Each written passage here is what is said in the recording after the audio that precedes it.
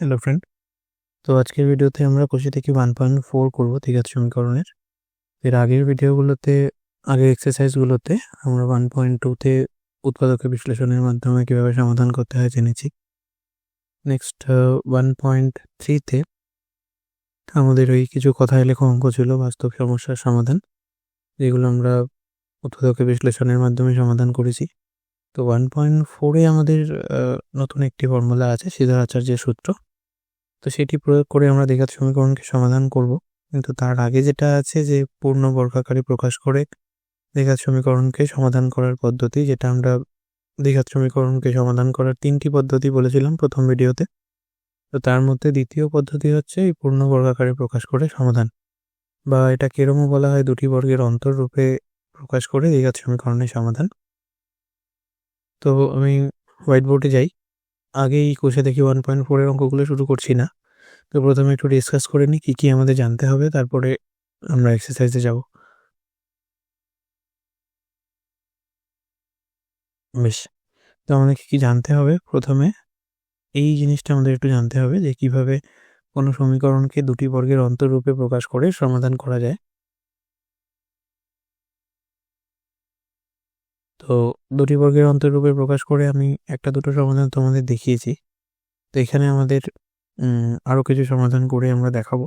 যেহেতু এই জিনিসটা আমাদের এক্সারসাইজে নেই, কোষে দেখি 1.4 এরকম কোনো অঙ্ক নেই যে দুটি বর্গের অন্তররূপে প্রকাশ করে সমাধান করো। অথচ তোমাদের বইতে যদি দেখো তাহলে উদাহরণে এরকম অঙ্ক দেওয়া আছে বেশ কয়েকটি। তো যে কারণে আমি এই জিনিসটা করে দেখাবো আর কি, কীভাবে দুটি বর্গের অন্তররূপে প্রকাশ করে বা পূর্ণ বর্গাকারে প্রকাশ করার মাধ্যমে আমরা সমীকরণের সমাধান করতে পারি। নেক্সট হচ্ছে আমরা এটা দেখব যে কোনো দ্বিঘাত সমীকরণকে যখন আমরা সমাধান করব বর্গের অন্তররূপে প্রকাশ করে, তো সেখান থেকে আমরা বুঝতে পারবো যে বীজদ্বয়ের প্রকৃতি কী কী হতে পারে, বা কোনো দ্বিঘাত সমীকরণে যে দুটি বীজ বা দুটি উত্তর আমাদের আসে, সমাধান যে দুটো বের হয় সেগুলি কী কী রকম হতে পারে, বাস্তব নাকি অবাস্তব সংখ্যা, বা বীজ দুটি সমান বা পৃথক। তো সেই জিনিসগুলো আমাদের এখানে একটু আলোচনা করতে হবে। আর বর্গাকারে প্রকাশ করে যে সমাধান, সেখান থেকেই আমাদের আসছে শ্রীধর আচার্যের সূত্র।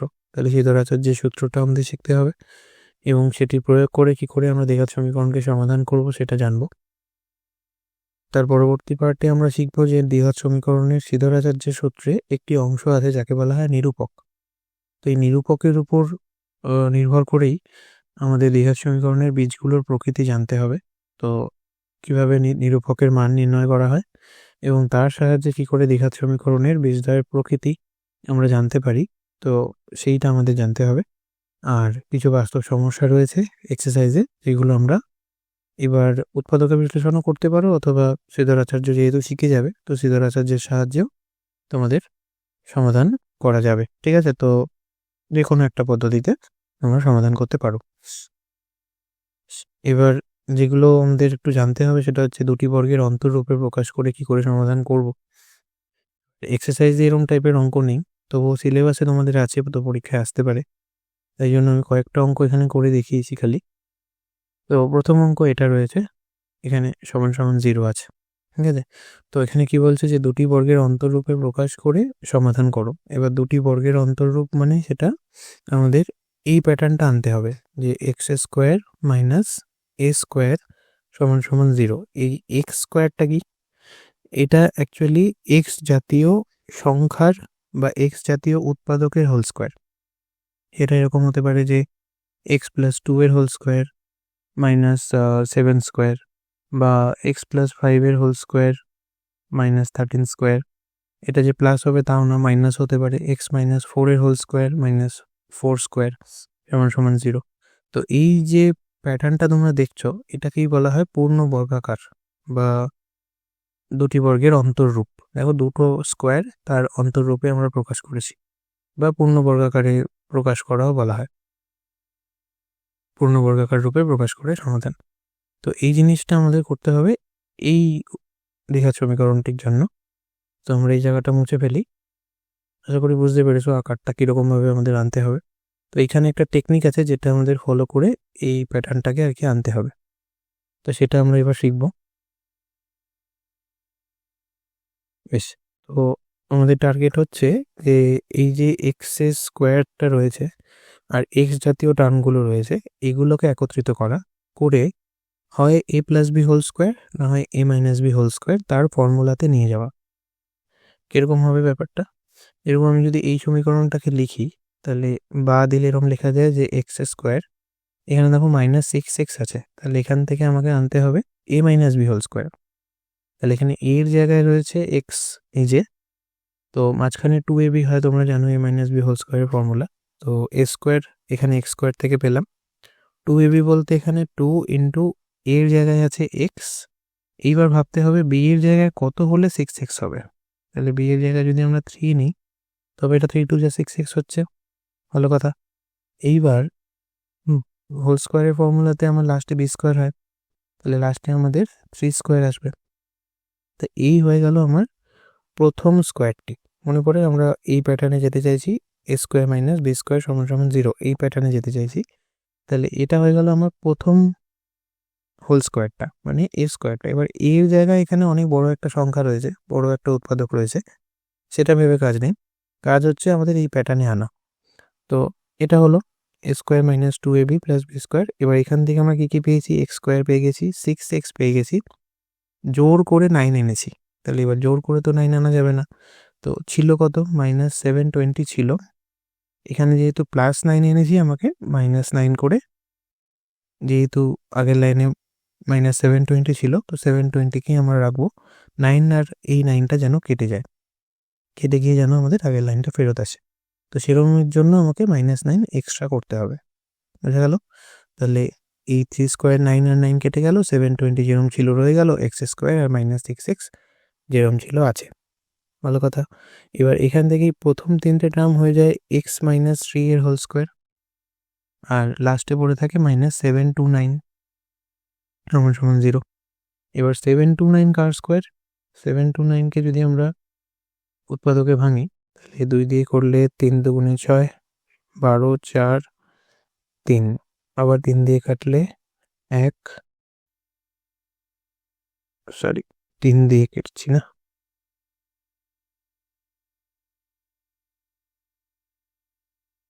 আরেকবার করা যাক।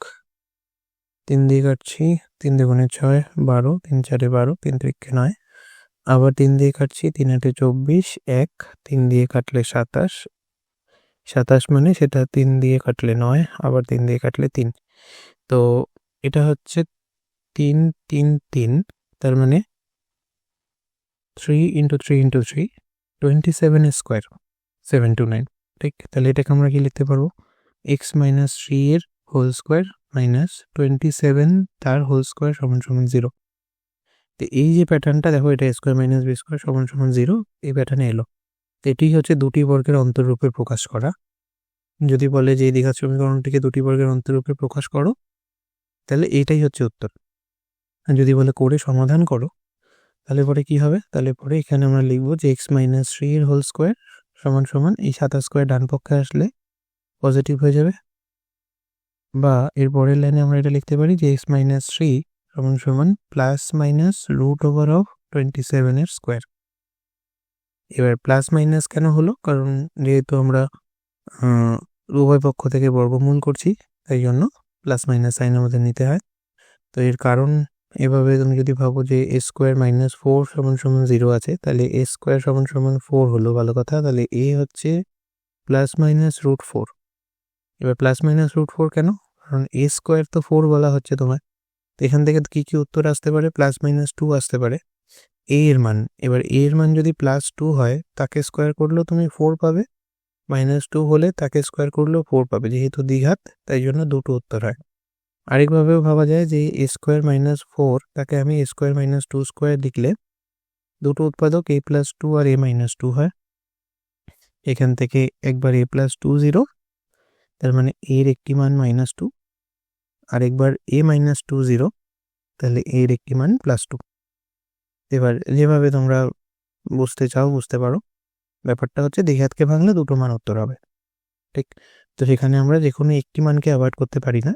এতকাল আমরা এটা করে এসেছি যে স্কোয়ার সমান সমান 4 হলে এর মান 2, কিন্তু দ্বিঘাত সমীকরণ শেখার পর এটা আমরা লিখলে নাম্বার কাটা যাবে। তো সেরকমই এখানেও তাই এক্স মাইনাস থ্রিকে যেহেতু আমরা বর্গমূল করছি উভয় পক্ষে, তাই এখানে আমাদের plus minus root over of 27 square এলো। এবার 27 স্কোয়ার আছে, তাহলে স্কোয়ার রুটটা কেটে যাবে, এক্স মাইনাস থ্রি সমান সমান প্লাস মাইনাস 27 হচ্ছে আমাদের অ্যান্সার। তো এখান থেকে এক্স এর মান কি হবে, একবার প্লাস 27 প্লাস থ্রি, এই থ্রিটাকে ওপাশে নিয়ে গেলে, অথবা এরমভাবে আরেকটা উত্তর আমাদের আসতে পারে,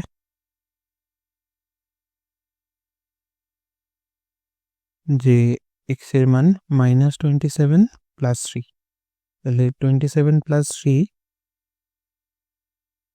এটাকে যদি আমরা ধরি প্লাস 27, তাহলে উত্তর হবে 30, আর যদি মাইনাস 27 প্লাস থ্রি ধরি তাহলে আমাদের উত্তর হবে মাইনাস 24। এই দুটো উত্তরই সঠিক। ঠিক আছে, তোমরা এই দুটো উত্তরকে উৎপাদকের বিশ্লেষণের মাধ্যমে করে দেখতে পারো। তো এই হলো আমাদের দুটি বর্গের অন্তরূপে প্রকাশ করে সমাধানের পদ্ধতি। আশা করি পদ্ধতি সবার বোধগম্য হয়েছে। এবার পরের অঙ্কে যাওয়া যাক। Question number 2। এদিকের অংশগুলো আমি একটু মুছে দিই।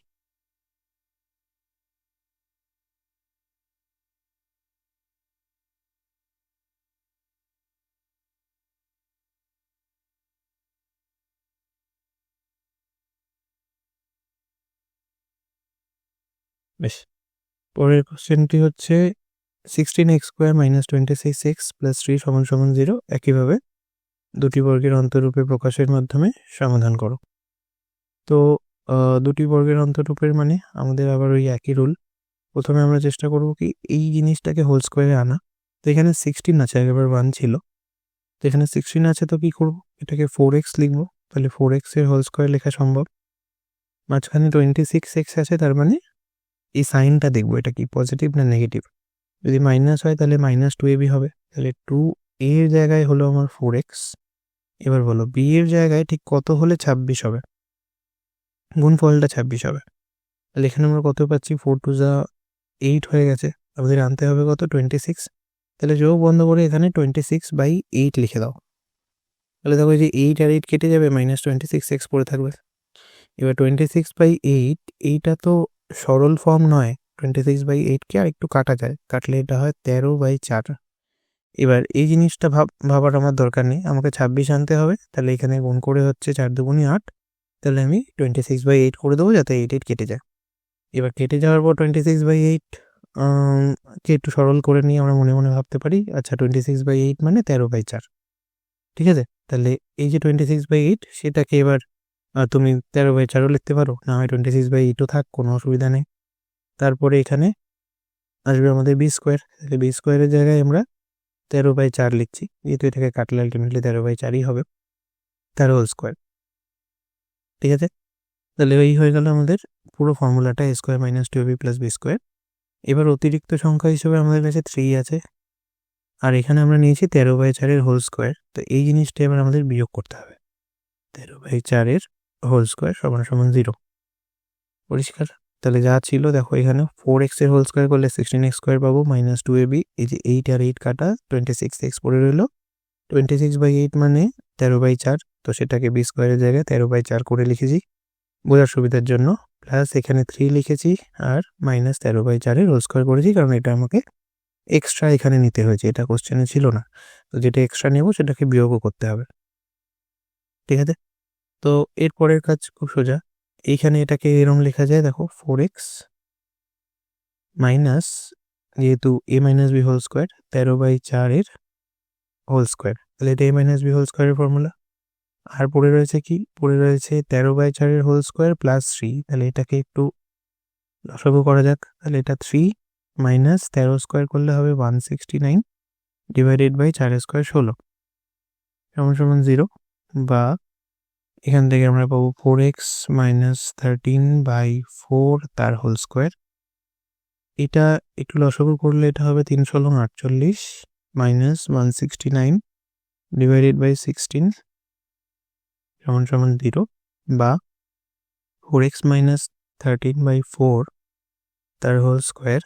এখানে দেখো বিয়োগ হয়ে যাবে, তাহলে 48 আর 169 বিয়োগ করলে হবে 121, সাইনটা হবে নেগেটিভ, তাহলে -121 মানে 11 স্কোয়ার, এই লাইনে লিখছি না, পরের লাইনে লিখব। তাহলে এটা হয়ে গেল 4x মাইনাস 13/4 তার হোল স্কোয়ার, এটা হয়ে গেল 11/4 হোল স্কোয়ার সমান সমান 0। ঠিক, তাহলে এই যে ফরম্যাটটা a square minus B square, তাহলে এটাই হয়ে গেল আমাদের দুটি বর্গের অন্তররূপ বা পূর্ণ বর্গাকার প্রকাশ। ঠিক আছে, তো এই অঙ্কটা আমি আর এগোচ্ছি না, আমরা সমাধান করে নিতে পারবে মনে হয়। বেশ, তো আমরা পরের অঙ্কে চলে যাচ্ছি ডাইরেক্ট। আচ্ছা, পরের অঙ্ক কোশ্চেন 3 কি বলছে, এগুলো কিন্তু একটাও চ্যাপ্টারের অঙ্ক না, আমি বাইরে থেকে এমনিই করাচ্ছি তোমাদের যাতে প্রসেসটা শেখা যায়। এখানে দেখো আছে 2x স্কোয়ার। ঠিক আছে, এবার 2 তো পূর্ণবর্গ সংখ্যা নয় কোনোভাবেই না, তাহলে কি করতে হবে, এই পুরো সমীকরণটাকেই 2 দিয়ে ভাগ করে দিতে হবে প্রথমে। বুঝতে পারলাম? তাহলে এখানে কি লিখবো, যে 2 দিয়ে ভাগ করে পাই। এবার 2 দিয়ে ভাগ করছি কেন, কারণ এখানে যাতে 1 আসে, 1 তো পূর্ণবর্গ সংখ্যা।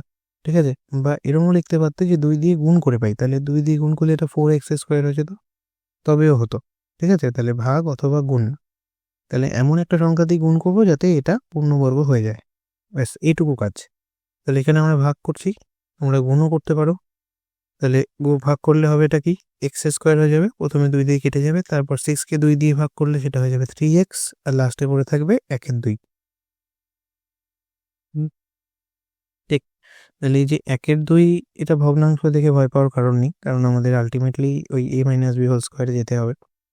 মাইনাস বলছি কেন না, -3x আছে। এইবার এখানে কিরকম মজাটা হবে দেখো, এক্স স্কোয়ার তো ভালো আছে, কোনো অসুবিধা নেই, এবার 2ab আনতে হবে, তাহলে 2 ইন্টু এক্স, এই দুটো তো ফিক্স, 2 এর জায়গায় আছে এক্স, বি এর জায়গায় কত হলে 3x হবে, 3 হবে, তাহলে 3 হতে গেলে 3 নিতে হবে, আর এক্সট্রা আছে আমাদের 2, তাহলে 2 দিয়ে ভাগ করে দাও, এতটাই সোজা। তাহলে 3/2, 2 কেটে যাবে, -3x করে থাকবে। বি এর জায়গায় 3/2 আছে, তাহলে আমাকে লাস্টে গিয়ে 3/2 এর হোল স্কোয়ার নিতে হবে। এই পুরো জিনিসটা হয়ে গেল আমাদের a মাইনাস বি এর হোল স্কোয়ার। বেশ, পড়েছিল আমাদের এক্সট্রা হাফ, তাহলে এই এক্সট্রা হাফটাকে পরে লিখছি নিচে, আর আমাদের বিয়োগ করতে হবে 3/2 এর হোল স্কোয়ার। একবারে হোল স্কোয়ার করে যদি লিখি তাহলে এটা 9/4 সমান সমান 0। তো এখানে আমাদের প্রথমটা থেকে আসছে কি এক্স মাইনাস 3/2 তার হোল স্কোয়ার, আর পরের পার্টটা থেকে আমাদের আসবে কি, যে যদি একটু এখানে লসাগু করে নেওয়া যায় তাহলে এটা হবে 4, 2 দুগুণে 4 মাইনাস 9 সমান সমান 0, বা এক্স মাইনাস 3/2 তার হোল স্কোয়ার, এখানে আসবে -7/4 সমান সমান 0। এবার 7/4 দেখে বুঝতে পারছো যে 7/4 তো পূর্ণবর্গ সংখ্যা নয়, তাহলে এখানে কি করে হবে, 7/4 যদি পূর্ণবর্গ নাও হয় তবুও তো এটাকে দুটি বর্গের অন্তররূপে লেখা যায়, যেরকম 3/2 এর হোল স্কোয়ার মাইনাস এটাকে √7/2 এর হোল স্কোয়ার তো লেখা যায়, সমান সমান 0। ঠিক, তাহলে এখান থেকে যদি আমি দুটো উৎপাদকে যেতে চাই, সেগুলো কি হবে, তো এক্স মাইনাস 3/2 সমান সমান এই 7-এর 2কে ওপাশে নিয়ে যাই √7/2কে, তাহলে এটা হয়ে যাবে প্লাস মাইনাস √7/2। ঠিক আছে, তো এবার প্রথম উৎপাদকটা যদি আমি প্লাস দিয়ে যাই তাহলে এটা হয়ে যাবে √7/2 প্লাস 3/2, আর দ্বিতীয় উৎপাদকে যদি আমি মাইনাসটাকে ধরি তাহলে আরেকটি মান হবে -√7/2 প্লাস 3/2। দুটো উত্তরই সঠিক। এবার এখানে যেহেতু রুট আসছে, তার মানে এখানে যে কি বলবো সমাধানগুলো রয়েছে তার মান বাস্তব, যেহেতু রুট আছে তার মানে সেটি বাস্তব সংখ্যা, কিন্তু এটি অসীম। তো চলতেই থাকবে আর কি, √7 মান রিপিটেটিভ হয় না, তো সেটা আর কি করণীর যেরকম পার্ট সেরকম আর কি উত্তর আসবে। তো প্রথম উত্তরটাকে যদি আরেকটু সিম্পলিফাই করি তাহলে সেটা হয়ে যাবে 3 প্লাস √7/2, আর দ্বিতীয়টাকে সিম্পলিফাই করলে হবে 3 মাইনাস √7/2। ঠিক আছে, তাহলে এই দুটো আমাদের সঠিক উত্তর। বেশ, এবার যাই লাস্টে একদম এই অঙ্কটা থেকে আমাদের আর কি নতুন ভাবনার উৎপত্তি। ঠিক আছে, এই অঙ্কটা একটু ভালো করে খেয়াল করো, দেখো 10x স্কোয়ার আছে, আমরা কি করব, আমরা পূর্ণবর্গ করে আনতে চাইব। তো এখানে আমি করছি কি পূর্ণবর্গকারে আনতে গিয়ে গুণ করছি। কত দিয়ে গুণ করছি? 10-এর কোন গুণিতকটি পূর্ণবর্গ? 100। তাহলে গুণ করছি কত দিয়ে? 10 দিয়েও। ঠিক আছে, তাহলে এটা হলো কি 10x স্কোয়ার ছিল, এটা হয়ে গেল 100x স্কোয়ার, মাঝখানে x ছিল তাহলে সেটা হয়ে গেল 10x, লাস্টে 3 ছিল তাহলে এটা হয়ে গেল 30 সমান সমান 0। বেশ ভালো কথা। এবার এখান থেকে আমরা একটু ডান দিক ঘেঁষেই করি এই অঙ্কটা, জায়গা আমাদের এখানে অনেকটা খেয়ে গেছে। তো 100x স্কোয়ারকে লেখা যায় 10x এর হোল স্কোয়ার, হয়ে গেল a স্কোয়ার, মাইনাস 2ab লিখতে গেলে 2 ইন্টু 10x তো আমাদের লিখতেই হবে, 2 ইন্টু a। এবার b এর জায়গায় কত হলে 10x হবে? 10 তো আমাদের অলরেডি আছে, তাহলে b এর জায়গায় হাফ হলে 2 কেটে গিয়ে 10x হয়ে যাবে। বেশ, সেটাও বোঝা গেল। এবার হাফ হলে তো আমাকে b স্কোয়ারও নিতে হবে, হাফ স্কোয়ার। তাহলে এই পুরো জিনিসটা হয়ে গেল আমার a মাইনাস বি হোল স্কোয়ারের ফর্মুলা, প্লাস 30 ছিল, হাফ স্কোয়ার নিয়েছিলাম বলে 1/4 বিয়োগ করতে হবে, স্কোয়ার করে একবারে বিয়োগ করলাম সমান সমান 0, বা এটা হয়ে গেল তোমার 10x মাইনাস হাফের হোল স্কোয়ার। আর এখানে 30 প্লাস মাইনাস 1/4 এটা করলে কত হবে? প্লাস 30 আছে, তাহলে এটা 3-4 লসাগু করলে 120 মাইনাস 1/4 সমান সমান 0, বা 10x মাইনাস হাফ তার হোল স্কোয়ার প্লাস, এই যে প্লাস চলে এলো এইখানেই হয়ে গেল মেইন সমস্যা। ঠিক আছে, সমস্যাটা কোথায়? এই যে 119/4 এটাকে যদি তুমি ডান পক্ষে নিয়ে যাও তাহলে এটা কি হয়ে গেল? তো 10x মাইনাস হাফ তার হোল স্কোয়ার সমান সমান মাইনাস 119/4। এবার মাইনাস সংখ্যার রুট করা যায় না, তার মানে এইখান থেকে আমাদের বীজদ্বয় আর বাস্তব থাকলো না। এটা কি হয়ে গেল? এটা হয়ে গেল অবাস্তব। ঠিক আছে, তো যখনই এইরকম ধরনের দুটি বর্গের অন্তররূপ করতে গিয়ে দুম করে দুটি বর্গের অন্তররূপ করতে না পেরে দুটি বর্গের সমষ্টি আকার আসবে বা এরকমটা হয়ে যাবে, তখন আমরা কি বলবো? যে সেই সমীকরণের বীজদ্বয় আর বাস্তব নয়, এরা অবাস্তব। আচ্ছা, এবার এই অবাস্তব যদি বীজ হয় তাহলে তার কি কোনো সমাধান সম্ভব নয়? তারও সমাধান সম্ভব। আমরা রুটের ভেতর নেগেটিভ সাইন থাকলে, ধরো রুটের ভেতর -1 আছে, সেইটাকে আমরা ধরি আয়োটা, আই দিয়ে ধরা হয়, এটা ক্লাস 11-এ আছে। তো সেই হিসেবে এখানে আমরা -119 তার যদি রুট করি, সেটাকে সমাধান করলে আমরা √119, যেহেতু 119কে রুট করা যায় না, তো 119কে রুটের ভেতরেই রাখবো, আর মাইনাস যে সাইনটা রয়েছে সেটাকে -1 হিসেবে বাইরে বের করে আই হিসেবে লিখবো, আয়োটা দিয়ে। যেটি ক্লাস 11-এ রয়েছে, আমি অত ডিটেলসে যাচ্ছি না। 11-এ যারা ম্যাথ নেবে তারা জানবে, জটিল সংখ্যা বলে একটি চ্যাপ্টার আছে, সেখানে আমাদের এটা নিয়ে আলোচনা হবে। তো এই হচ্ছে ব্যাপার। তো যখনই অবাস্তব বীজ আসবে সেটি আমাদের ক্লাস 10-এর সিলেবাসে নয়, তো আমরা লিখে দেবো যে বীজদ্বয় অবাস্তব। ব্যাস, এইটুকু আমাদের কাজ, এর বাইরে আমাদের আর কিছু জানার দরকার নেই। বলো, তো এই জিনিসগুলো হচ্ছে আমাদের পুরোটাই দুটি বর্গের অন্তররূপে প্রকাশ করে সমাধান, পুরোটাই মানে আমাদের বইয়ের অঙ্কে কোথাও নেই। উদাহরণ থেকে কিছু অঙ্ক আছে আর কিছু অঙ্ক আমি মন থেকে বানিয়েছি আর কি। তো এটা আমাদের জানা দরকার, কারণ সিলেবাসে আছে, জিনিসটা মেনশন করা আছে যে দুটি বর্গের অন্তররূপে প্রকাশ করা। আর এটা জানা না থাকলে শ্রীধর আচার্যে যাওয়া যাবে না। তো শ্রীধর আচার্য যাওয়ার আগে আমি একটুখানি জিনিস আলোচনা করলাম, এবার শ্রীধর আচার্যে যাওয়া যাক। দেখো, আচার্যের ফর্মুলাতে কি বলা হচ্ছে, যে যদি দ্বিঘাত সমীকরণটা এই প্যাটার্নে হয় ax square plus bx plus c সমান সমান 0, তাহলে সেই সমীকরণের বীজদ্বয় কি হবে? -b plus minus √b square minus 4ac/2a। এবার এটি কোত্থেকে এলো, এভাবে আসলো না আসলো, সেটির উৎপত্তি হচ্ছে দুটি বর্গের অন্তররূপে প্রকাশ। কিরকম? ধরো এটা হচ্ছে দ্বিঘাত সমীকরণটা, তাহলে এখানে দেখো a আছে, তাহলে আমি কি করব? উভয় পক্ষকে a দিয়ে ভাগ করব, এখানে গুণ করছি না, ভাগ করছি। ঠিক আছে, তাহলে উভয় পক্ষকে a দিয়ে ভাগ করি, ভাগ করে কি পাবো? এটা হয়ে যাবে x স্কোয়ার bx/a, এটা করলে হবে b/a ইন্টু এক্স, প্রত্যেক কটি টার্মকে a দিয়ে ভাগ করছি, তাহলে এটা a কেটে গেল, x স্কোয়ার, এটা হয়ে যাবে b/a ইন্টু এক্স, তারপরটা হয়ে যাবে c/a সমান সমান 0/a মানে 0। ঠিক, এইবারের কাজ হচ্ছে এইটাকে আমাকে ওই দুটি বর্গের অন্তররূপে ভাঙা। তাহলে এখানে তো এক্স স্কোয়ার আছে প্রথম টার্ম, দ্বিতীয় টার্মে কি হবে 2ab, তাহলে 2a এর জায়গায় এক্স, বি এর জায়গায় কত হলে b/2a হবে, তাহলে b/2a আনতে হবে, সরি b/a আনতে হবে। তাহলে b/2a আমাকে নিতে হবে যাতে 2 কাটে আর b/a ইন্টু এক্স আসে, তাহলে 2 কেটে গেল, bx/a রইল পড়ে। আর লাস্ট হচ্ছে আমার b/2a তার হোল স্কোয়ার।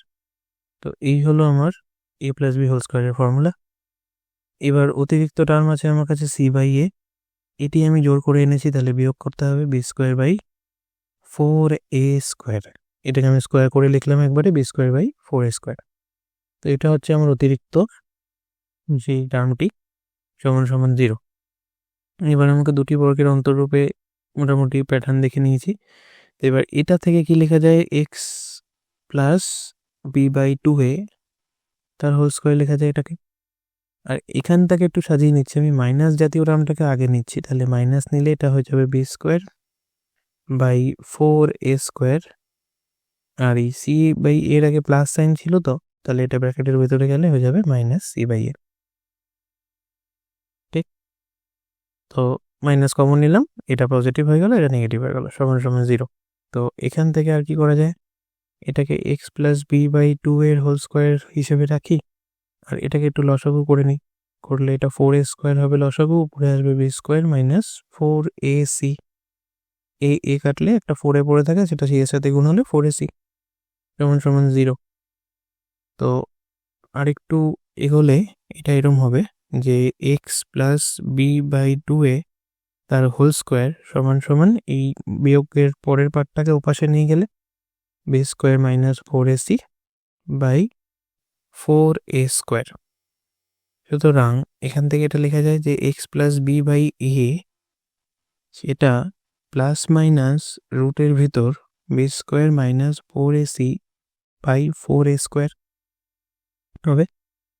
এইবারের জিনিসটা খুব ইম্পর্টেন্ট, যে এখান থেকে তাহলে এক্স প্লাস b/2a, সরি এটা 2a, হ্যাঁ, b/2a সেটার একটি মান হচ্ছে প্লাস √b² - 4ac। এই নিচের জিনিসটা আবার রুটের বাইরে বেরিয়ে যাবে, যেহেতু 4 আছে তাহলে সেটা রুটের বাইরে বেরোলে 2 আর a² বেরোলে a। তাহলে দুটো উত্তর এখান থেকে আসছে, একটা পজিটিভ অফ এটা আর একটা নেগেটিভ অফ এটা। এবার সেটা কিন্তু এক্স এর মান নয়, এক্স এর মান কি, এক্স এর মান হচ্ছে যে b/2a কে যদি আমি ওপাশে নিয়ে যাই তাহলে হবে -b/a, ঠিক আছে, তার সাথে একবার যোগ হবে এই জিনিসটা b² - 4ac/2a। তাহলে এটাকে লসাগু করলে কি হবে, নিচে আসবে 2a, ওপরে হবে কি, সরি এই যে 2a আছে এখানে, হ্যাঁ বারবার বলে হচ্ছে এটা, 2a ওপাশে গেল, তাহলে লসাগু হলো 2a, ওপরে হয়ে গেল -b প্লাস √of এই জিনিসটা b² - 4ac। ঠিক, সেরকমই আরেকটা টার্ম কি হবে, এটা তো একটি, অথবা আরেকটি হবে x = -b/2a, যেটা এই পাশ থেকে এলো, আর এই জিনিসটার আগে পজিটিভ সাইন নিয়েছিলাম, তাহলে এবার নেগেটিভটাকে নিলে -√of b² - 4ac/2a। আবার এটাকে লসাগু করলে 2a হলো লসাগু, উপরে আসবে -b -√of b² - 4ac। ঠিক আছে, তো এই হলো দুটো বীজ, একটা -b plus √of b² - 4ac/2a, আর একটা -b -√of b² - 4ac। তো এই জিনিসটা শ্রীধরাচার্যের ফর্মুলাতে ডিরেক্ট কোথা থেকে আসেনি, এটা এসছে কি কোত্থেকে, দুটি বর্গের অন্তররূপে প্রকাশের মাধ্যমে। ঠিক আছে, তো সেই প্রমাণটাই আমি এখানে তোমাদের করে দেখালাম। তো এরপরে আমরা কি শিখব, এরপরে জিনিসটা হচ্ছে নিরূপক। নিরূপক থেকে কিভাবে দুটি বীজের প্রকৃতি আমরা জানতে পারি সেই জিনিসটা। বেশ, তো নিরূপকের মান থেকে এবার আমাদের বীজের প্রকৃতি নির্ণয় করতে হবে। নিরূপক কোনটিকে বলে, যে শ্রীধরাচার্যের সূত্রে আমরা দেখলাম না, যে -b plus √of b² - 4ac/2a। তো এখানে যে b² - 4ac এই জিনিসটাকে বলা হয় নিরূপক। ঠিক, তাহলে এইটির উপর এই বীজের প্রকৃতি নির্ভর করে। প্রকৃতি বলতে তো বীজদ্বয়ের এখানে দুটো প্রকৃতি হয়, তাহলে সেগুলো কি কি, এক হচ্ছে বীজদ্বয় বাস্তব আর দ্বিতীয়ত হচ্ছে বীজদ্বয় অবাস্তব। ঠিক আছে। এবার এই নিরূপকের মানের উপর নির্ভর করে সেটা হয় আর কি। যেরকম যে ধরো রুটের ভিতরে যদি আমাদের পজিটিভ সংখ্যা হয়, তাহলে রুটের ভিতর পজিটিভ বলতে এই যে রুটের ভিতর যদি আমি বি স্কোয়ার মাইনাস ফোর এসির কথা ভাবি, তাহলে এখানে রুটের ভিতর রয়েছে তাকে B square minus four AC. তাহলে এই যে B square minus four AC এর মান যদি পজিটিভ হয়, পজিটিভ মানে জিরোর থেকে যদি বড় হয়, তাহলে কি হবে? তো এই যে রুটের ভেতরের সংখ্যাটা, এটা যদি পূর্ণবর্গ হয় তাহলে রুট ছাড়া বেরিয়ে আসবে, যদি পূর্ণবর্গ না হয় তাহলে রয়ে যাবে। কিরকম? যদি এই B square minus four AC এর মানটা যদি 81 হয়, তাহলে এর রুট হওয়ার পর সেটি হয়ে যাবে 9, ঠিক। আর যদি এটা 81 না হয়ে সাপোজ করো 17 হয়, তাহলে এটি রুট হওয়ার পর রুট 17ই পড়ে থাকবে। কিন্তু দুটি মানই তো বাস্তব, রুট 17ও বাস্তব, 9ও বাস্তব।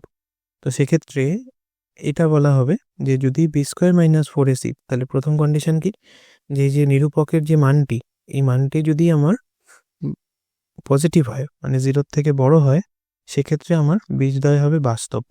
ঠিক আছে, তাহলে যদি এটি জিরোর থেকে বড় হয় বা পজিটিভ হয়, তার মানে বাস্তব হবে। এটা হচ্ছে বীজদ্বয়ের প্রকৃতি। প্রকৃতি বলতে সেটি অবাস্তব কি বাস্তব, এইটুকু আমার জানার দরকার। ঠিক আছে, তাহলে এই হলো বীজদ্বয়ের প্রকৃতি, হলো বাস্তব। দ্বিতীয়ত, যদি আমার B square minus four AC এর মানটি 0 হয়, এটি যদি 0 হয়ে যায় তাহলে কি হবে?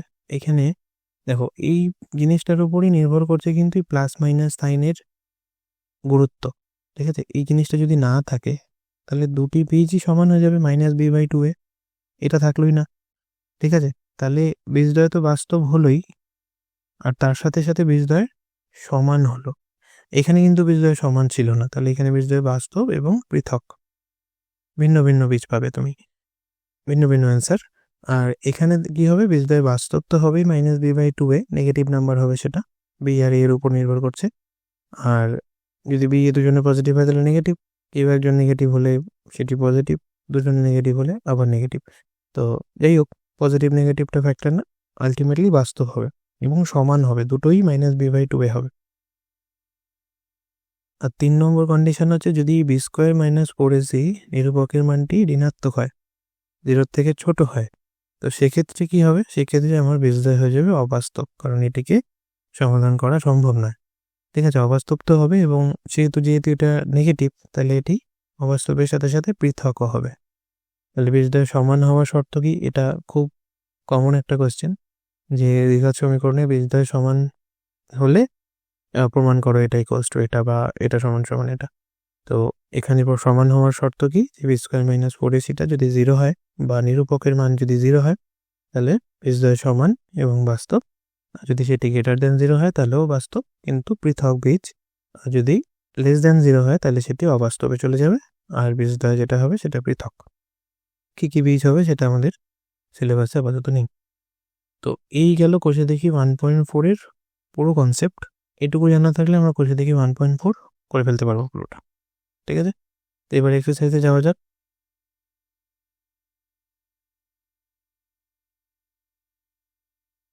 আচ্ছা, শ্রীধর আচার্যের প্রয়োগ করে আমাদের বাস্তব সমস্যার সমাধান কিছু করতে হতে পারে। তাহলে এখানে স্টেপগুলো কি কি, আমি যে স্টেপগুলো লিখছি। তো প্রথমত আমাদের দ্বিঘাত সমীকরণটি গঠন করতে হবে। ঠিক আছে, তাহলে দ্বিঘাত সমীকরণ গঠন হচ্ছে আমাদের ফার্স্ট স্টেপ। এটা আমরা কোষে দেখি 1.3 এর অঙ্কগুলো যেরকম করছিলাম, দ্বিঘাত সমীকরণ গঠন করছিলাম, সেই একই স্টেপ। যে প্রবলেমটা পড়ে আমরা সেটি থেকে ভ্যারিয়েবল ধরে নেব, যে ধরি এই সংখ্যাটি এত বা এর বয়স এত এক্স।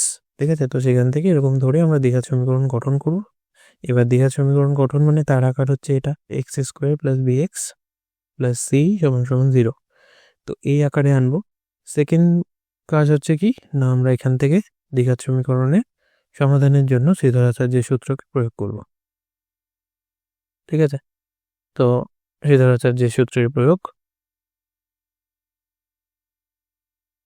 ঠিক আছে, তো প্রয়োগ করলে এবার আমাদের দুটো সমাধান বেরোবে, দুটো বীজ পাবো। ঠিক আছে, তাহলে দুটি সমাধান এখান থেকে আমরা পাবো, দুটি সমাধান নির্ণয়। এবার যেহেতু বাস্তব সমস্যা, তার মানে দুটো সমাধানের মধ্যে দুটো উত্তরই আমাদের কারেক্ট নাও হতে পারে, ঠিক আছে? কোনো একটি উত্তর কারেক্ট হতে পারে, কোনো একটি উত্তর ম্যাচ না করতে পারে, বা কোশ্চেনের যেরকম বলা থাকে তো সেই অনুযায়ী সেটা স্যাটিসফাই না করতে পারে। তো সেক্ষেত্রে যে কোনো একটি সমাধানকে আমাদের নির্ণয় করতে হবে আগেরটার মতনই। তো দুটি সমাধান নির্ণয় করার পরে আমরা কি করব না, সঠিক সমাধান নির্বাচন করতে হবে, ঠিক আছে? তো এটা হচ্ছে আমাদের লাস্ট কাজ। তাহলে আমরা কোশ্চেন পড়বো, পড়ে দ্বিঘাত সমীকরণ গঠন করব, সেটা সিম্পলিফাই করে এই প্যাটার্নে আনবো, আনার পর সুধরাচার্যের সূত্র প্রয়োগ করব, তারপর দুটো সমাধান বের হবে এবং সেখান থেকে সঠিক সমাধানটা নির্বাচন করব, ঠিক আছে?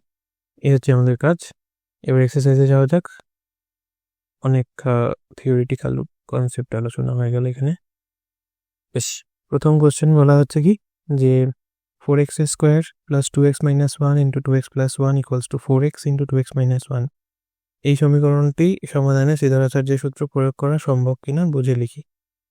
তাহলে সিদ্ধারাচার্য কোথায় সম্ভব, না যেখানে আমাদের এই প্যাটার্নটি আসবে x square plus B x plus C সমান সমান 0, এখানে এ নট ইকুয়ালস টু 0। এই প্যাটার্নটি আসলে পরে সেখানে আমরা দ্বিঘাত সমীকরণের সমাধানে আচার্যের সূত্র প্রয়োগ করতে পারবো। কেন না, সূত্রে এটা বলা ছিল minus B plus minus root over of B square minus 4ac by 2a। এই যে বাই 2a, এখানে যদি এ কখনো 0 হয়ে যায়, এর মানে এই ফ্র্যাকশনটা অবাস্তব হয়ে যাবে, ঠিক আছে? কোনো কিছুকে 0 দিয়ে ভাগ করা তো যায় না। তাহলে সেই সূত্রে এ কখনো যদি 0 হয়, বা এই যে দ্বিঘাত সমীকরণটি যদি এ টার্মটা কখনো 0 হয়ে যায়, তাহলে সেটি দ্বিঘাত থাকবে না। দ্বিঘাত না থাকলে আচার্যের সূত্র প্রয়োগ করা যাবে না। তাহলে আচার্যের ফর্মুলা কোন সমীকরণের জন্য প্রযোজ্য? দ্বিঘাত সমীকরণের সমাধানের জন্য সেটার আচার্যের ফর্মুলা প্রযোজ্য, ঠিক? তাহলে এটাকে প্রথমে আমি এই আকারে আনার চেষ্টা করি। তাহলে আছে কি 4x square plus 2x minus 1 into 2x plus 1কে লেখা যায় এ স্কোয়ার মাইনাস বি স্কোয়ারের ফর্মুলা। তাহলে 2 হয়ে যাবে 4x স্কোয়ার মাইনাস 1 সমান সমান ডান পক্ষে আছে 4x ইন্টু 2x, তার মানে 8x স্কোয়ার মাইনাস 4x, ঠিক আছে? তো এই হচ্ছে আমাদের দ্বিঘাত সমীকরণটি। আরেকটু লাইন যদি এগোনো যায় তাহলে এটা আরেকটু সমাধান করা সম্ভব। যেরকম 4x স্কোয়ার দুটো আছে, যোগ করলে 8x স্কোয়ার মাইনাস 1 সমান সমান 8x স্কোয়ার মাইনাস 4x। বা এখান থেকে 8x স্কোয়ার এর পাশে আসলে তা 8x স্কোয়ার কেটে যাবে, মাইনাস হয়, শুধু 4x থাকবে পড়ে। 4x মাইনাস 1 সমান সমান 0। এটি হচ্ছে আমাদের ফাইনাল সলিউশন, মানে সিম্পলিফিকেশন। এবার এটি কি দ্বিঘাত, না এটি একটি একচল বিশিষ্ট একঘাত সমীকরণ, রৈখিক সমীকরণ, তাই না? তাহলে এক ছক বিশিষ্ট রৈখিক সমীকরণ যেহেতু, সুতরাং এই সমীকরণটি সমাধানে শ্রীধরাচার্যের সূত্র প্রয়োগ করা সম্ভব না, ঠিক আছে? সুতরাং আমরা লিখে দেবো কি যে শ্রীধর আচার্যের সূত্রটি প্রয়োগ করা সম্ভব না।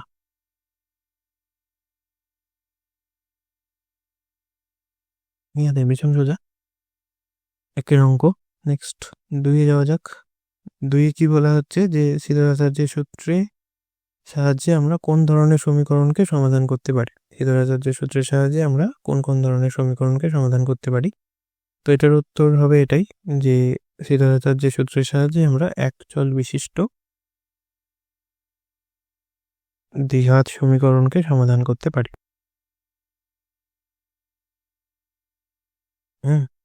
তাহলে শ্রীধরাচার্যের সূত্রের সাহায্যে আমরা একচল বিশিষ্ট দ্বিঘাত সমীকরণ সমাধান করতে পারি,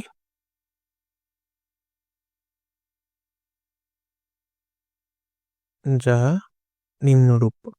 তো এটি বলে তুমি নিচে সমীকরণের একটা প্যাটার্ন, যেটা আসল দ্বিঘাত সমীকরণের আকার x square plus B x plus C সমান সমান 0, যেখানে এ নট ইকুয়ালস টু 0 এবং এ বি সি বাস্তব সংখ্যা, ঠিক আছে? তো একচল বিশিষ্ট দ্বিঘাত সমীকরণকে সমাধান করতে পারি যেটি এরকম প্যাটার্ন ফলো করছে। একচল বিশিষ্ট যেহেতু এক্স আছে আর এ বি সি তিনটি বাস্তব সংখ্যা, এই কখনোই 0 হবে না। বেশ, এটা গেল দ্বিতীয় কোশ্চেন। 3 নম্বর কোশ্চেনে যাওয়া যাক। কি বলা হচ্ছে যে 5x² প্লাস 2x মাইনাস 7 সমান সমান 0 এই সমীকরণে সিদ্ধারাচার্যের সূত্র প্রয়োগ করলে পাওয়া যাচ্ছে কি x equals to k plus minus 12/10। তাহলে k এর মান কত? এটিও খুব সোজা। বেশ, তো এখানে দ্বিঘাত সমীকরণটি একদম সিম্পলিফাই করা আছে, তো আমাদের আর কিছু করতে হবে না। আরেকবার জাস্ট লিখছি 5x² প্লাস 2x মাইনাস 7 সমান সমান 0। তাহলে এই সমীকরণ থেকে যদি আমি সিদ্ধারাচার্যের সূত্র প্রয়োগ করি তাহলে a এর মান তো এখানে 5, b এর মান কত 2, c এর মান হচ্ছে -7। সুতরাং সিদ্ধারাচার্যের সূত্রের সাহায্যে বীজ দুটি হচ্ছে -b প্লাস মাইনাস √ওভার b² minus 4ac by 2a। মান বসিয়ে দেওয়া যাক।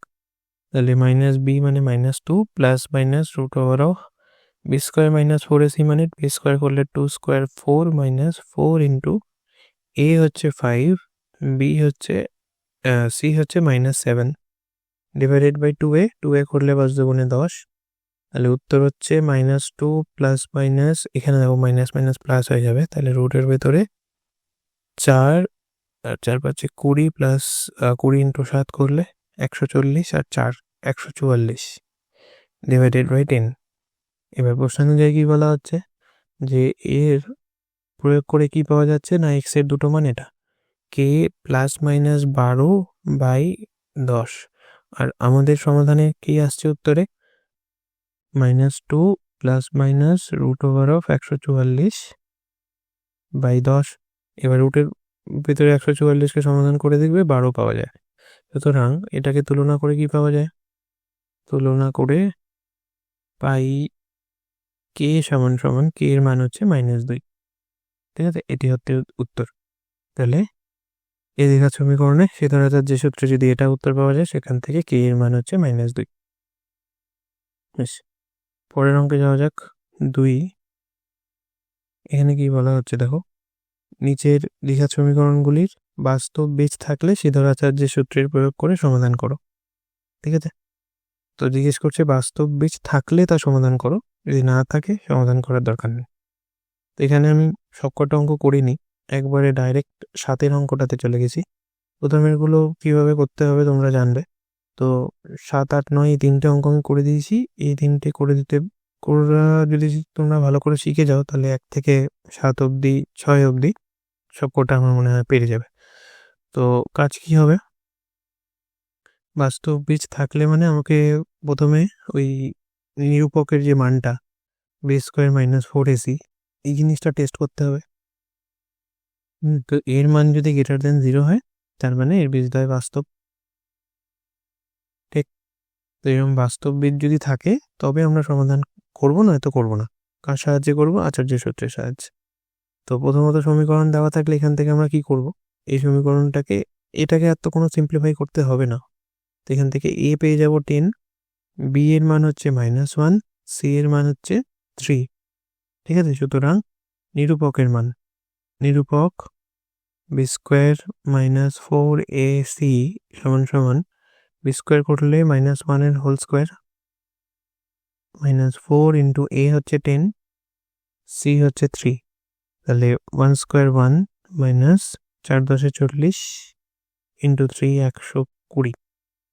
তো -119 আসছে, তো b² মাইনাস 4ac নেগেটিভ আসছে। তো যখনই নেগেটিভ আসবে সুতরাং আমরা এটা লিখতে পারি যে b² minus 4ac less than 0, সুতরাং বীজদ্বয় অবাস্তব। ঠিক আছে, এবার বীজদ্বয় অবাস্তব হলে কোশ্চেন অনুযায়ী সমাধান করতে হবে না। ঠিক আছে, যদি বীজদ্বয় বাস্তব বীজ হয় তাহলে সিদ্ধারাচার্য প্রয়োগ করো, নয়তো নয়। তো 7 অঙ্কটাতে আমাদের বীজদ্বয় বাস্তব এলো না, তো সমাধান করার কোনো জায়গা নেই। 8টা করা যাক। 8 কি বলা হচ্ছে দেখো 25x², তাহলে আবার একই জিনিস, a এর মান হচ্ছে আমাদের 25, b হচ্ছে এখানে আমাদের -30 আর c হচ্ছে 7। তাহলে b² মাইনাস 4ac কত হবে? b² হচ্ছে আমাদের -30 এর হোল স্কোয়ার -4 ইন্টু a হচ্ছে 25, c হচ্ছে 7। তাহলে 30 স্কোয়ার করলে হবে 900 মাইনাস 4 25 100 ইন্টু 7 করলে 700। ঠিক আছে, তাহলে পড়ে থাকছে আমাদের 200। এবার 200 মান 0 থেকে বড়, সুতরাং বীজদ্বয় বাস্তব। ঠিক আছে, তাই বীজদ্বয় যদি বাস্তব হয়, এবার আমাদের শ্রীধর আচার্যের সূত্র প্রয়োগ করতে হবে। তাহলে শ্রীধর আচার্যের সূত্রের সাহায্যে পাই কি পাবো, এক্স এর দুটি মান পাবো। তাহলে এক্স সমান সমান কি হবে, মাইনাস বি প্লাস মাইনাস রুটের ভেতর B square minus 4ac by 2a। ঠিক আছে, তাহলে এখানে এবার আমাদের কাজ হচ্ছে এই মানগুলো বসানো। ঠিক, তাহলে বি এর মান কত ছিল, বি হচ্ছে আমাদের -30, তাহলে এখানে হবে মাইনাস অফ বি, তার মানে মাইনাস অফ -30 প্লাস মাইনাস রুটের ভেতর বি স্কোয়ার মাইনাস 4ac এর মান কত এসছে 200, তাহলে ডাইরেক্ট লিখছি 200 ডিভাইডেড বাই 2a, 2a করলে 25 দুগুণে 50 হবে। ঠিক, তাহলে নিচে আসছে আমাদের 50, বীজদ্বয়ের মান কি হবে, এখানে দেখো এটা হয়ে যাবে +30 প্লাস মাইনাস √200। আচ্ছা, √200 থেকে আমাদের 25 যদি বাইরে বার করে নিই, 25 না 100 বাইরে বার করে নিই, তাহলে হয়ে যাবে এটা 10√2।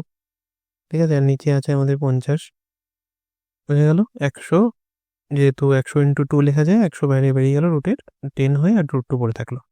তাহলে এখান থেকে আবার 10 কমন নিয়ে কাটা যায়, তাহলে 10 কমন নিয়ে নিলে এটা হয়ে যাবে 3 প্লাস মাইনাস √2 ডিভাইডেড বাই 50। তো 10 আর 50 0 কেটে দাও, তো দুটো উত্তর কি, দুটো বীজ হচ্ছে 3 প্লাস √2 বাই 5, আরেকটি হচ্ছে 3 মাইনাস √2 বাই 5। ঠিক আছে, এটি হলো আমাদের নির্ণেয় সমাধান। ঠিক, এই অঙ্কগুলো বেশ সোজা, তো আগেরগুলো ওই জন্যই করিনি আমি। শ্রীধর আচার্যের সূত্রে খালি ফেলে দিলেই আমাদের উত্তর চলে আসবে। ঠিক আছে, পরের অঙ্কতে যাওয়া যাক, নাম্বার 9। 9-এরটা কি বলা হচ্ছে, 4x - 2 এর হোল স্কোয়ার প্লাস 6x = 25। তো 4x - 2 এর হোল স্কোয়ার করা আছে এখানে, তো এটাকে একটু ভাঙতে হবে, যেহেতু আকারটা একবারে ডাইরেক্ট এই আকারে যেহেতু নেই, x² + bx + c = 0। তো আমাদের করতে কি হবে, প্রথমে এটাকে একটু সমাধান করে এই আকারে আনতে হবে। তো এটাকে সমাধান করা যাক। 4x - 2 এর হোল স্কোয়ার করলে এটা স্কোয়ার মানে 16x² মাইনাস 2ab করলে 2 × 4 × 2, 4 2 যায় 2 যা 16x প্লাস 2 স্কোয়ার করলে 4 প্লাস 6x, 25কে পাশে আনলে -25 = 0। বা আর একটু সাজালে 16x² মাইনাস 10x হয়ে যাবে এখানে, 16x প্লাস 6x করলে, আর 25 থেকে 4 বিয়োগ করলে হয়ে যাবে আমাদের -21 = 0। ঠিক, তো এই গেল আমাদের দ্বিঘাত সমীকরণের আকার। এবার এটা যেহেতু আমাদের সিম্পলিফাই প্যাটার্নে চলে এসছে, x² + bx + c, এখান থেকে আমরা a লিখে দেবো কত, 16, b এর মান হচ্ছে আমাদের -10, আর c এর মান হচ্ছে আমাদের -21। ঠিক আছে, তো আবার একই কাজ, নিরূপক বার করব। নিরূপকের মান টেস্ট করব কি করে, b² - 4ac চেক করব। b স্কোয়ারের জায়গায় যদি বসাই 10² হয়ে যাবে 100, মাইনাস স্কোয়ার হয়ে গেলে পজিটিভ, -4ac করলে 4 × a এর জায়গায় 16, c এর জায়গায় 21, তা আবার মাইনাস সাইন আছে, তাহলে এটা হয়ে যাবে 100 মাইনাস মাইনাস প্লাস 4 × 16 × 21, এটা হবে 64 × 21। 64 × 21 যদি আমরা রাফে করি, 4 × 1 = 4, 4 6 × 1 = 6, 0 4 2 × 8, 6 2 12, তাহলে 4 4 3 1 1344, আর তার সাথে 100 যোগ করলে 1444। তো এই হচ্ছে আমার b² - 4ac এর মান। এবার 1444কে রুট করতে হবে, যেহেতু আমাদের এটা ধনাত্মক হচ্ছে, তো বীজদ্বয় আমরা এখান থেকে বলতে পারি যে বীজদ্বয় বাস্তব। ঠিক আছে, এবার বীজ দুটি কি সেটি বার করতে হবে এবার। তো x এর দুটি বীজ হচ্ছে, এখানে আবার তাই, সুতরাং শ্রীধর আচার্যের সূত্র প্রয়োগ করে পাই, এই কথাগুলো লিখতে হবে। তাহলে x এর মান হচ্ছে -b plus minus √b² - 4ac by 2a। Minus B বসলে মাইনাস অফ -10, ঠিক, plus minus root over of B square -4ac এসছে 1444 ডিভাইডেড বাই 2a, তাহলে 2a এর মান হচ্ছে 16।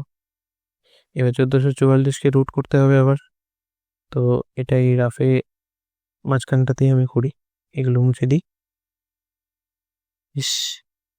কত আছে 1444, এটাকে রুট করব, তাহলে দুটো পেয়ার নিলাম, 3 3 9 হলো, 4 4 16 বড় হয়ে যাবে, 9 থেকে 14 বলতে 5 আর 44 একসাথে নামলো, 3 এর ডবল 6 আসলো, 4 আনতে হবে, তাহলে 8 8 64 হয়, 68 নিলে 8 8 64 এর 4 ক্যারি 6, 6 8 48 আর 6 54, ঠিক আছে, তাহলে এটা হচ্ছে 38 স্কোয়ার। ঠিক আছে, এই পদ্ধতিতে বর্গমূল করা আমি মনে হয় সবাই জানো, তো ডিটেলসে বলছি না। যদি এটার উপর কেউ ডাউট ফিল করো তাহলে কমেন্টে জানাও, আমি একটা আলাদা ভিডিওতে শিখিয়ে দেবো কিভাবে এটা করা হয়, অথবা তোমরা উৎপাদকে ভেঙেও করতে পারো। 1444কে ভাঙতে থাকলে তো এবার দুটো করে পেয়ার নিও, দেখবে যে 38 আসবে। তো যাই হোক, 10 এখানে আসবে, প্লাস মাইনাস এটা হয়ে গেল আমাদের 38 ডিভাইডেড বাই 16 2 32, তাহলে দুটি বীজ কি, একবার 10 প্লাস 38 বাই 32, আর একবার 10 মাইনাস 38 বাই 32। 10 প্লাস 38 করলে 48 বাই 32, 48 বাই 32কে আবার একটু কাটা যায়, সেটা হয়ে যাবে 16 3 48, 16 2 32, আর এখানে আসবে -28 বাই 32, -28 করলে 4 দিয়ে কাটলে 4 7 28, 4 8 32, তাহলে দুটি বীজ কি, সুতরাং নির্ণেয় সমাধান, একটি হচ্ছে 3 এর 2, অপরটি হচ্ছে -7 এর 8, ঠিক, তাহলে এই দুটো হচ্ছে উত্তর। বাস্তব দুজনই বাস্তব বীজ রয়েছে। এরপরে কথার অঙ্কে যাওয়া যাক। তো প্রথম অঙ্কটি কি বলছে যে নিম্নলিখিত গাণিতিক সমস্যাগুলিকে অ্যাকচুয়াল বিশিষ্ট সমীকরণে দ্বিঘাত সমীকরণে পরিণত করে শ্রীধরাচার্যের সূত্র প্রয়োগ করে বা উৎপাদকের সাহায্যে সমাধান করি। তো আমরা দেখব চেষ্টা করে যে যদি উৎপাদকে হয় তো তাড়াতাড়ি করে হয়ে যাবে, আর যদি মনে হয় উৎপাদক করতে অসুবিধা হচ্ছে তাহলে ডাইরেক্ট আমরা শ্রীধরাচার্যের সূত্র প্রয়োগ করে সমাধান করব। ঠিক আছে, প্রথম অঙ্ক দেখো কি বলছে, সাথে একটি সমকোণী ত্রিভুজ অঙ্কন করেছে যার অতিভুজের দৈর্ঘ্য ক্ষুদ্রতম বাহুর দ্বিগুণ অপেক্ষা 6 সেন্টিমিটার বেশি। যদি তৃতীয় বাহুর দৈর্ঘ্য অতিভুজের থেকে 2 সেন্টিমিটার কম হয় তবে সাথে রাখা সমকোণী ত্রিভুজে 3টি বাহু কত? ঠিক আছে, তো আঁকা যাক ছবি। আমি কোশ্চেনটি এখানে লিখে নিয়েছি। তো সমকোণী ত্রিভুজ বলেছে, সমকোণী ত্রিভুজের কি বলে পিথাগোরাসের ফর্মুলা তোমরা জানো, তো সেটিকে এখানে ব্যবহার করতে হবে আর কি। তো এবিসি একটি সমকোণী ত্রিভুজ ধরা যাক। এবার বলা হচ্ছে কি, সমকোণী ত্রিভুজের অতিভুজের দৈর্ঘ্য তার ক্ষুদ্রতম বাহুর দ্বিগুণ অপেক্ষা 6 সেন্টিমিটার বেশি। তাহলে ক্ষুদ্রতম বাহু আমি ধরছি ভূমিটা, ঠিক আছে, তাহলে এখানে লিখে দাও, ধরি ক্ষুদ্রতম বাহু। এবার ক্ষুদ্রতম বাহু মানে হয় লম্ব না হয় ভূমি, অতিভুজ তো ক্ষুদ্রতম নয়, ঠিক আছে, তাহলে ক্ষুদ্রতম বাহু হিসাবে আমরা ধরছি ভূমিটা। তাহলে ভূমি হচ্ছে এক্স, একক কি সেন্টিমিটার। তাহলে অতিভুজ কত হবে? অতিভুজ বলেছে এখানে যে ত্রিভুজের অতিভুজের দৈর্ঘ্য তার ক্ষুদ্রতম বাহুর দ্বিগুণ মানে 2x, দ্বিগুণ অপেক্ষা 6 সেন্টিমিটার বেশি, দ্বিগুণের থেকেও বেশি 6, তাহলে 2x + 6 সেন্টিমিটার, এটা হচ্ছে অতিভুজ। আর যদি তৃতীয় বাহুর দৈর্ঘ্য অতিভুজের দৈর্ঘ্য থেকে 2 সেমি কম হয় তাহলে তৃতীয় বাহু হচ্ছে আমার উচ্চতা, ভূমি থেকে আমাদের নিয়ে নিয়েছি, তাহলে 3 নম্বর বাহু পড়ে রয়েছে যেটা, সেটি হচ্ছে উচ্চতা। এই উচ্চতাটি আবার কি বলছে, অতিভুজ 2x + 6 যেটা আমাদের বেরোলো অতিভুজের থেকে 2 সেন্টিমিটার কম, তাহলে তার থেকেও 2 কম, তার মানে এটা 2x + 4 সেন্টিমিটার। ঠিক আছে, তো এই হচ্ছে আমাদের 3টি বাহু। তাহলে এবার এদের সমাধান কি করে হবে? প্রশ্ন অনুযায়ী পিথাগোরাসের ফর্মুলা, যেহেতু সমকোণী ত্রিভুজ, এই কোণটি সমকোণ, তাহলে ভূমি হচ্ছে এক্স, এটি যদি আমার লম্ব হয় সেটি হচ্ছে 2x প্লাস 4, আর এটি অতিভুজ হলে সেটি হচ্ছে 2x প্লাস 6। তার মানে প্রশ্ন অনুযায়ী ভূমি স্কোয়ার প্লাস লম্ব স্কোয়ার 2x প্লাস 4 এর হোল স্কোয়ার সমান সমান অতিভুজের স্কোয়ার 2x প্লাস 6 এর হোল স্কোয়ার। কার ফর্মুলা এটা? পিথাগোরাস। ঠিক আছে, ওকে, তাহলে সমাধান করা যাক। এটা হবে এক্স স্কোয়ার প্লাস এটা a plus b whole square 4x square plus 4 দুগুণে 8 দুগুণে 16x প্লাস 16 সমান সমান 4x স্কোয়ার 4 দুগুণে 12 দুগুণে 24x প্লাস 36। 4x স্কোয়ারগুলো কেটে দাও, সব কটাকে একদিকে আনলে এক্স স্কোয়ার 16 মাইনাস 24 করলে মাইনাস 8x, 16 মাইনাস 36 করলে মাইনাস 20 সমান সমান 0, বা 20কে করতে গেলে 8কে 10 আর 2 ভাঙলে হয়ে যাবে। উৎপাদকেই করে যাওয়া যাক, আচার্যের দরকার নেই। তাহলে minus 10x plus 2x minus 20 সমান সমান 0, বা x কমন নিলে x মাইনাস 10, এখান থেকে 2 কমন নিলে আবার x মাইনাস 10 সমান সমান 0, বা x মাইনাস 10 একটি উৎপাদক, x প্লাস 2 একটি উৎপাদক, সুতরাং x এর দুটি মান 10 অথবা মাইনাস 2। এইবার হচ্ছে আমাদের লাস্ট স্টেপ, যে কোনটি সঠিক উত্তর সেটি জানা।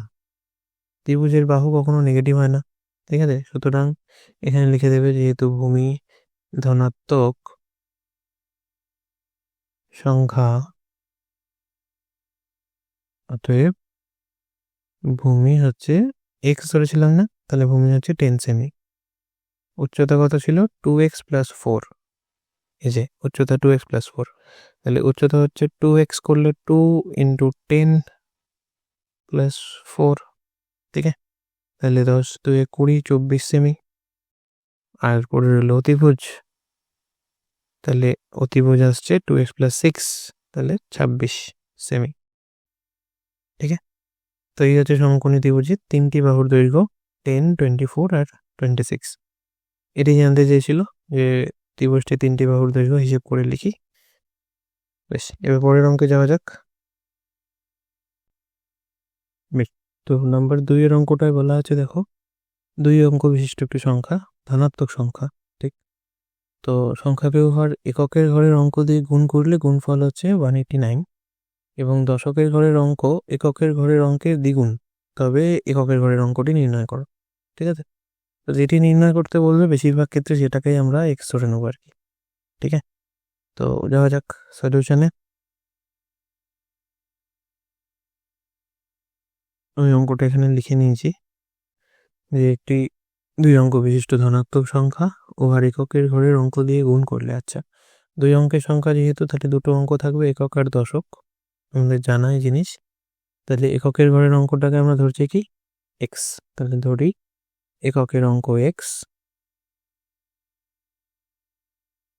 তাহলে এবার বলেছে কি যে এককের অঙ্ক যদি এক্স হয়, এখানে আরেকটি জিনিস বলেছে দেখো, তার দশকের ঘরের অঙ্কটি এককের ঘরের অঙ্কের দ্বিগুণ, তাহলে দশক হচ্ছে 2x। এবার 2 অঙ্কের সংখ্যা মানে, সুতরাং এখানে আমরা লিখে দিই দশকের অঙ্কটি হচ্ছে 2x। তাহলে সংখ্যাটি কত?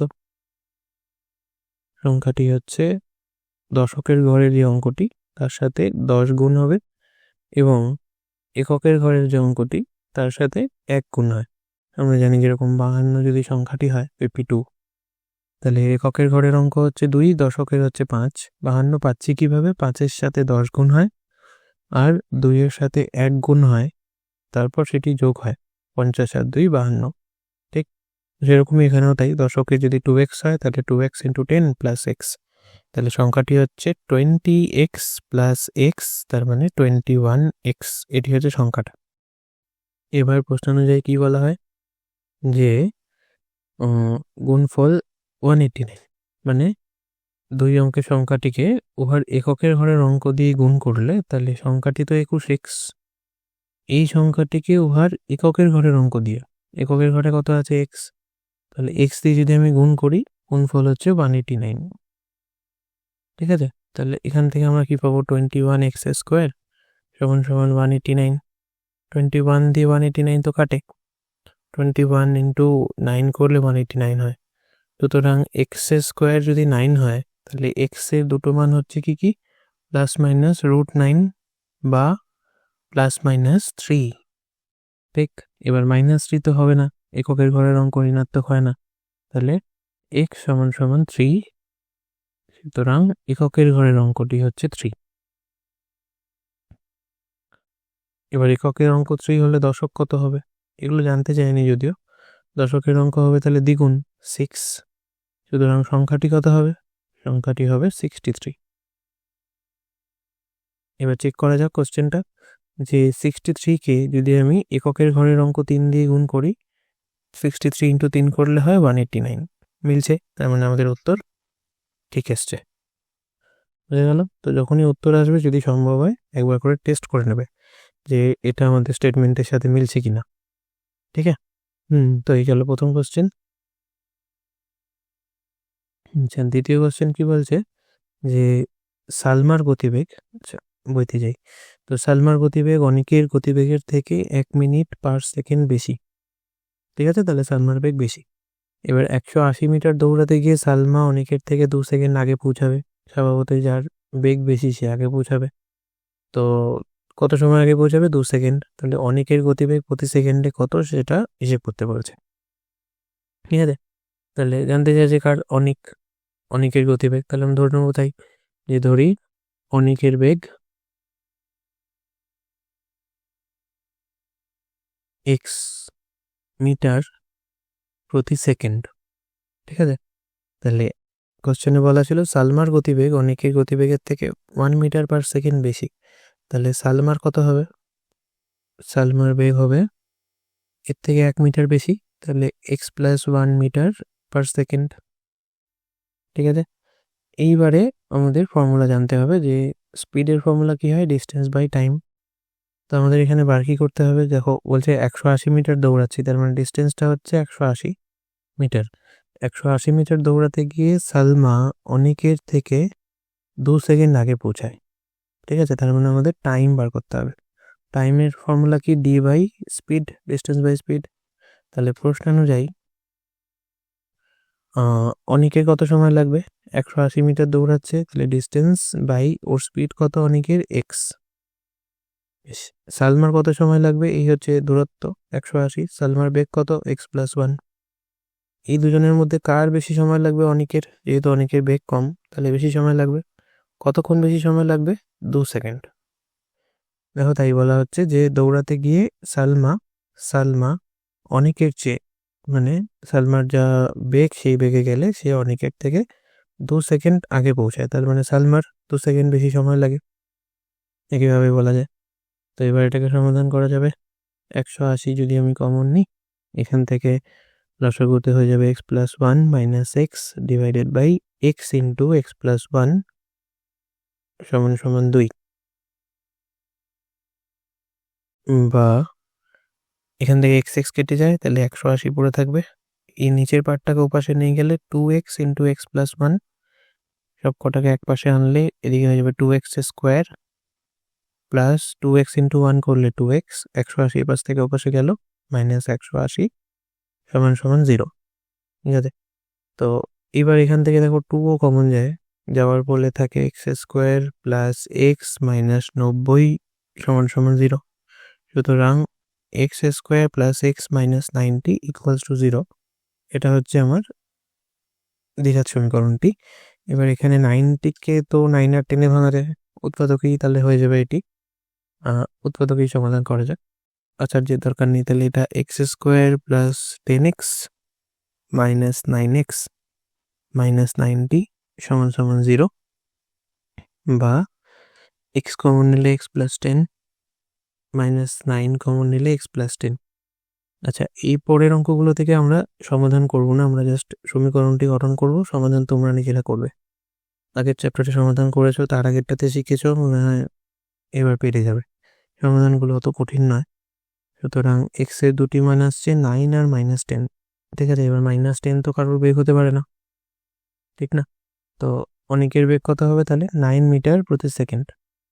ঠিক আছে, তো এটা হবে উত্তর, অনিকের বেগ 9 মিটার প্রতি সেকেন্ড। আর সালমার কত হবে, সালমার 1 মিটার প্রতি সেকেন্ড বেশি, তাহলে 10 মিটার প্রতি সেকেন্ড। এই দুটোর মধ্যে কোনটা চেয়েছে দেখা যাক। চেয়েছে হচ্ছে অনিকের গতিবেগ প্রতি সেকেন্ডে কত মিটার, তাহলে অনিকের গতিবেগ প্রতি সেকেন্ডে 9 মিটার। বেশ, পরের অঙ্কে যাওয়া যাক। আচ্ছা, নাম্বার 4 কি বলছে দেখো, আমাদের পাড়ায় একটি বর্গক্ষেত্রাকার পার্ক আছে। ওই পার্কের একটি বাহুর দৈর্ঘ্য থেকে 5 মিটার বেশি দৈর্ঘ্য বিশিষ্ট একটা বাহুর এবং ওই বাহুর দৈর্ঘ্যের থেকে 3 মিটার কম প্রশস্ত বিশিষ্ট একটি আয়তাকার পার্ক। আচ্ছা, এটি বর্গাকার পার্ক ধরো আছে তোমাদের পাড়াতে, বর্গাকার মাঠ। তো সেই মাঠের যা বাহুর দৈর্ঘ্য তার থেকে 5 মিটার বেশি দৈর্ঘ্য বিশিষ্ট এবং 3 মিটার কম প্রস্থ বিশিষ্ট একটা আয়তাকার পার্ক আছে। ঠিক আছে, বলা কি হচ্ছে যে আয়তাকার পার্কের ক্ষেত্রফল ওই বর্গক্ষেত্রাকার পার্কের ক্ষেত্রফলের দ্বিগুণ অপেক্ষা 78 বর্গমিটার কম। বেশ জটিল, তো এবার করে দেখা যাক, চলো। আচ্ছা, কোশ্চেন লিখে নিয়েছি আমরা, ছবি আঁকা যাক। ছবি আঁকলে অনেকটা জিনিস ক্লিয়ার হয়। তো ধরতে আমাদের এখানে হবে কি, জিজ্ঞেস করছে বর্গাকার পার্কের বাহু কত, তাহলে আমরা ধরে নিচ্ছি যে বর্গাকার পার্কের বাহু এক্স। আচ্ছা, বাহু বলছে তো তাহলে এ ধরি, চলো। ঠিক আছে, এ সেন্টিমিটার, সেন্টিমিটার নয় মিটার, কোয়েশ্চেনে সব কিছু মিটারে দিয়েছে, তাহলে আমরাও মিটারই ধরি। তাহলে বর্গাকার পার্কের বাহু হচ্ছে এ মিটার। ঠিক আছে, এটা ধরলাম। এবার দুটো পার্ক আছে, ধরো এরকম একটা বর্গাকার, হচ্ছে না বর্গাকার যদিও, ভাবো বর্গক্ষেত্র আর কি।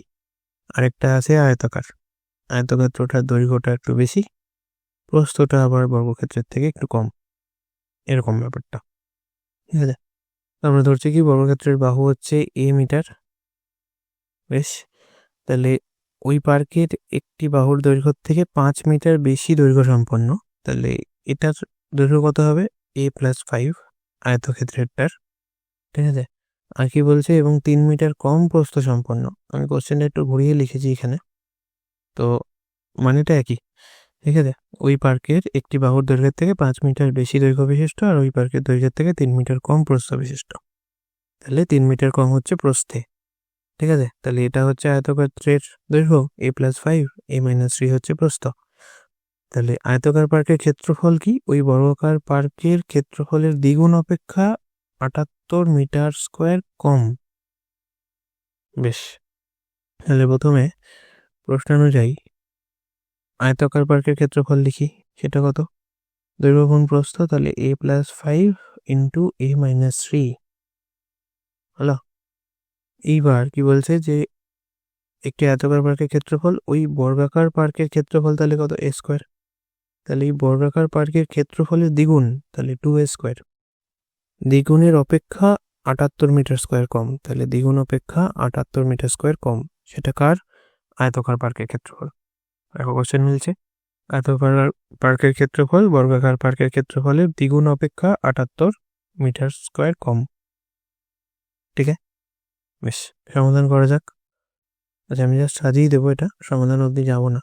তাহলে এটা হবে a square minus 3a plus 5a minus 15 সমান সমান 2a স্কোয়ার মাইনাস 78, বা 2a স্কোয়ারকে ওপাশেই থাক, এ স্কোয়ারকে নিয়ে যাই, তাহলে এটা এ স্কোয়ার হয়ে যাবে ওপাশে গেলে।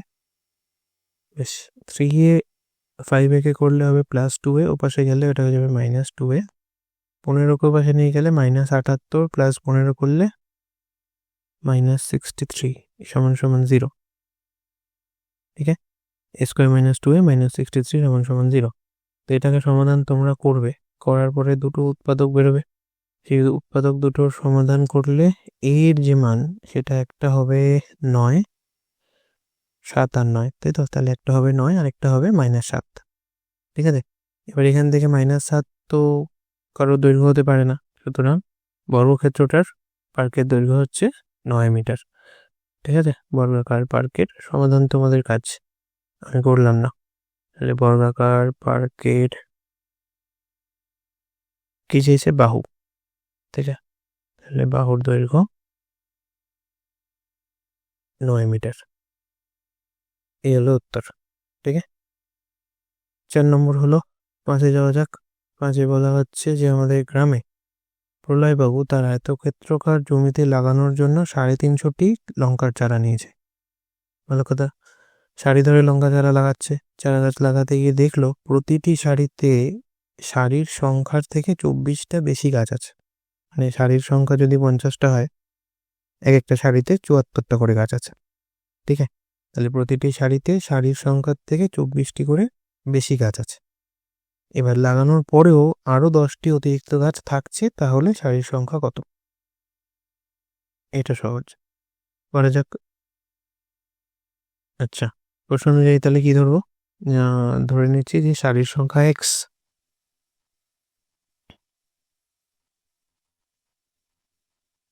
এক্স, ঠিক আছে। তাহলে সারির সংখ্যা যদি এক্স হয়, সে তো এবার চারা গাছ লাগানোর জন্য কি প্রসিডিওরে লাগাচ্ছে, প্রশ্ন অনুযায়ী সেটি কি লেখা হবে যে লাগানোর জন্য 350টি চারা গাছ কিনেছে। লাগাচ্ছি কিভাবে? প্রতিটি সারিতে সারির সংখ্যা থেকে 24টি বেশি। ধরো এক্সটি সারি আছে, 1টি 2টি 3টি 4টি 5টি এরমভাবে এক্স খানা সারি আছে। ঠিক আছে, এই হচ্ছে সারির সংখ্যা। আর এক একটি সারিতে কতগুলো করে চারা গাছ আছে? সারির সংখ্যার থেকে 24টি করে বেশি। তাহলে এই হচ্ছে এক একটি সারির গাছের সংখ্যা। তাহলে মোট কতগুলি গাছ হলো? গুণফল এক্স ইন্টু এক্স প্লাস 24। তাহলে এই হলো মোট গাছের সংখ্যা। কিন্তু এই যে দেখো কি বলছে, 24টি করে বেশি গাছ লাগানোর পর আরও 10টি গাছ অতিরিক্ত, মানে এর সাথে আরও 10টি গাছ অতিরিক্ত করলে তিনি যতগুলো গাছ কিনে এনেছে তার সাথে সমান। তাহলে প্রশ্ন অনুযায়ী কি লিখবো? যতগুলো সারি ইন্টু প্রত্যেকটি সারিতে যতগুলো করে গাছ, সেটা সারির সংখ্যা থেকে 24টা বেশি, প্লাস আরও 10টি অতিরিক্ত গাছ সমান সমান তার মোট লঙ্কা চারার সংখ্যা 350। ব্যাস, তো এবার এটাকে সমাধান করলে এখান থেকে আমরা পাবো x² প্লাস 24x, হ্যাঁ, প্লাস 10 মাইনাস 350 সমান সমান 0, বা x² প্লাস 24x মাইনাস 340 সমান সমান 0। 34 24 দেখেই বুঝতে পারছো, 34 নিয়ে নাও আর একটা 10 নিয়ে নাও, তাহলেই হবে। তাহলে এখান থেকে উত্তর বেরোবে। এক্স এর দুটি মান তোমাদের কাজ সন্ধান করা, যেভাবে পারো করবে, উৎপাদকের বিশ্লেষণেও হবে বা সিদ্ধরাচার্য দিয়েও করলে হবে। ঠিক আছে, তাহলে এক্স এর দুটো মান বেরোবে 10 আর মাইনাস 34। মাইনাস 34 তো হবে না, ঋণাত্মক সংখ্যা। তাহলে 10টি সারি ছিল। এবার করে দেখি 10টি সারি, এক একটি সারিতে 24টা করে বেশি গাছ, তার মানে 34টা করে গাছ। টোটাল গাছের সংখ্যা কত হলো? 340। আরও 10টি বেশি এক্সট্রা গাছ আছে, তাহলে মোট 350টি গাছ কিনেছিল। মিলছে? সুতরাং সারির সংখ্যা হিসেব করতে বলছে শুধু, তাহলে মোট সারির সংখ্যা 10টি। ঠিক আছে, উত্তর লিখে দেবে যে তিনি মোট 10টি সারিতে গাছ লাগিয়েছিল, বা মোট সারির সংখ্যা 10টি।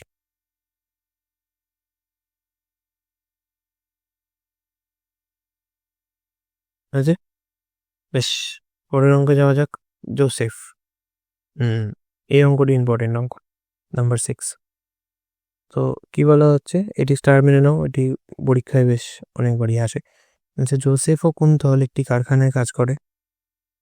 জোসেফ একটি জিনিস তৈরি করতে কুন্তলের চেয়ে 5 মিনিট কম সময় নেয়, তার মানে জোসেফ তাড়াতাড়ি কাজ করে। বেশ, কুন্তলের থেকে 5 মিনিট কম সময় নেয় একটি জিনিস তৈরি করতে।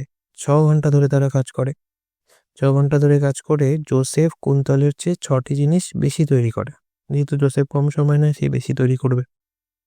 তাহলে কুন্তল ওই সময় কয়টি জিনিস তৈরি করবে হিসাব করতে হবে। ওই সময় বলেছে মানে 6 ঘন্টায়। ঠিক আছে, তাহলে আমরা এখানে কি ধরছি? এখানে ধরি যে কি বলেছে, জোসেফ একটি জিনিস তৈরি করতে কুন্তলের চেয়ে 5 মিনিট কম নেয়। তাহলে আমরা এটা ধরি যে কুন্তল তৈরি করতে x মিনিট সময় নেয়। ঠিক আছে, তাহলে এখানে ধরে নেওয়া যাক, যে ধরি কুন্তল একটি জিনিস তৈরি করে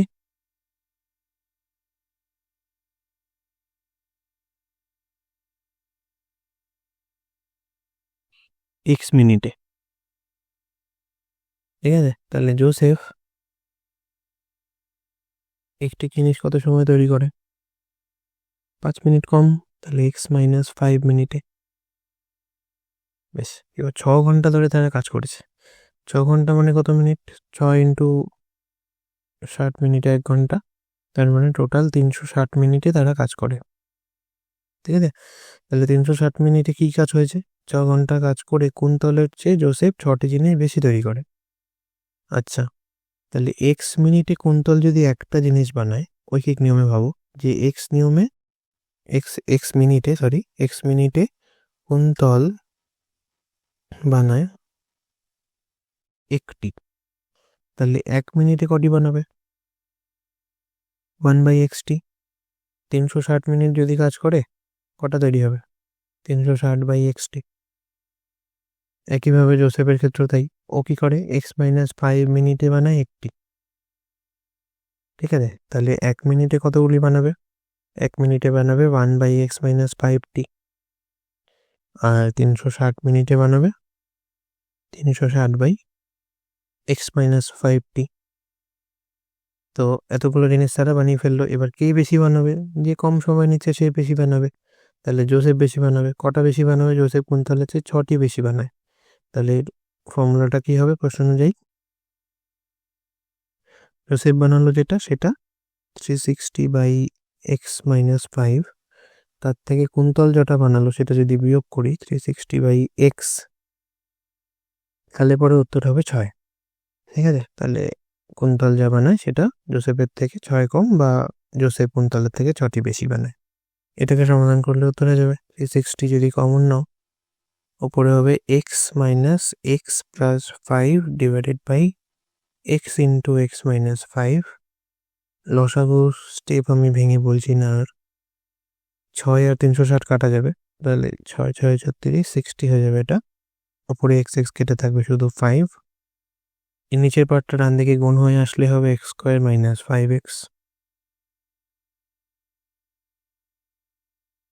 তাহলে এই হচ্ছে আমাদের সমীকরণ, x² - 5x - 300 = 0। এইটিকে সমাধান করলে দুটো উত্তর যে বেরোবে, সমাধান আবার আমি করছি না, উত্তরগুলো বলি। একটা উত্তর হবে 20, আর একটা উত্তর হবে -15। ঠিক আছে, তো -15 তো সম্ভব না, নেগেটিভ উত্তর হয় না। তাহলে কুন্তলের একটি জিনিস তৈরি করতে কত সময় লাগে? আমরা এক্সকে কি ধরেছিলাম? কত সময় লাগে? তাহলে কুন্তলের একটি তৈরি করতে লাগে 20 মিনিট। ঠিক আছে, সুতরাং সে 6 ঘন্টায় তাহলে কটি তৈরি করবে? 6 ঘন্টায় কুন্তল তৈরি করবে কটি? 6 ঘন্টা মানে 360 মিনিট, আর একটি জিনিস বানাতে ওর লাগে কত? 20 মিনিট। ঠিক, তাহলে 18টি জিনিস সে তৈরি করবে। এটিকে কোশ্চেনে জানতে চাইছে কুন্তল ওই সময় কয়টি জিনিস তৈরি করবে। তাহলে 6 ঘন্টা সময় কুন্তল 18টি জিনিস তৈরি করবে। ঠিক আছে, এটি হচ্ছে তোমাদের উত্তর। ঠিক আছে, বেশ। এরপরের অঙ্ক হচ্ছে স্থির জলে একটি নৌকার গতিবেগ 8 কিলোমিটার/ঘন্টা।